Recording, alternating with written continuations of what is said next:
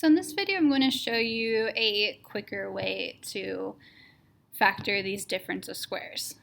But I will tell you, it has to be a difference of squares. So it's not only just for any time you have only two terms and you're wanting to factor it. It's only when this is a square term and this is a square term and you're subtracting them. So in these two cases, they both are.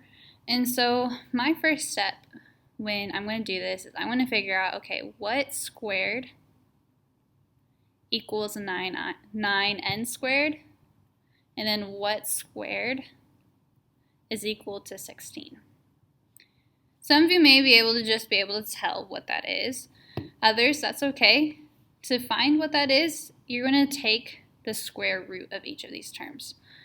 So I'm going to first take the square root of 9n squared. I'm going to start by just taking the square root of 9. So the square root of 9, that's equal to 3. The square root of n squared, that's just going to be n. And so I see 3n squared, that does in fact get me 9n squared.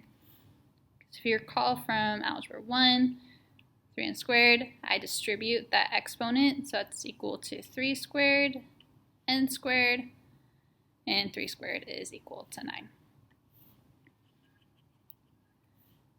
And then to see what squared gets me 16, I'm just going to take the square root of 16. So square root of 16, I get 4.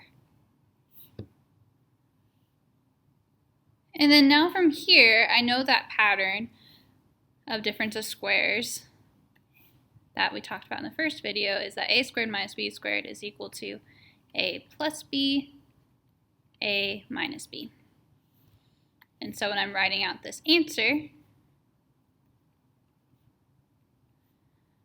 the 3n is my a, so my 3n goes out in front. 4 is my b,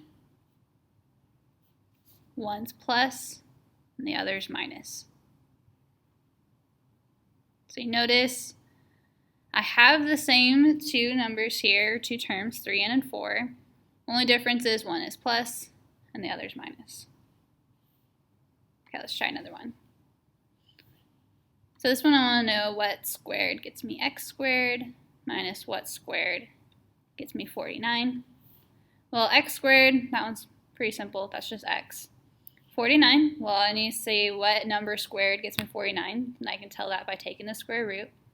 So when I take the square root of 49, I get 7. And so now when I write out my answer,